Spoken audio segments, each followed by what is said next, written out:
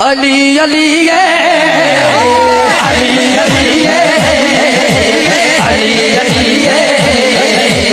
علی علی مولا علی دی بارگاہ چ ایک منکر آ گیا، آ کے کہنے لگا تو فرمایا سلونی، پوچھو پوچھو میں دساں گا، جو پوچھو گے بتاؤں گا۔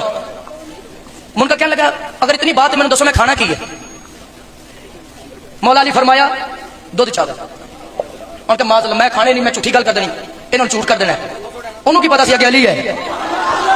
مولا علی فرمایا دودھ چاول۔ وہ جلدی جلدی گھر آیا، اپنے گھر والے نے پوچھتا کی پکیا ہے؟ دودھ چاول۔ انہوں نے کہا گوانڈیاں دے پتا کر، دودھ چاول۔ انہوں نے کہا اپنے گھر جا کو پتا کر، پتا لگا دودھ چاول۔ دودھ چاول شہروں نکلیا باہر، اب ایک قافلہ آ رہا ہے، روکیا کہنے لگا کچھ لنگر ہے، کچھ کھان لی ہے؟ سلار کہنے لگا ہے تو ضرور لیکن دودھ چاول۔ اور کہا میں نہیں کھانے۔ سلار نے اشارہ کیا، فرمایا پھڑ لو، انہوں پھڑ کے دودھ چاول ہو دے اندر، دودھ چاول اندر۔ جب دودھ چاول کھا کے شہر واپس آئے نا، اب مولا علی مل گئے تو پھر کہنے لگا علی علی علی علی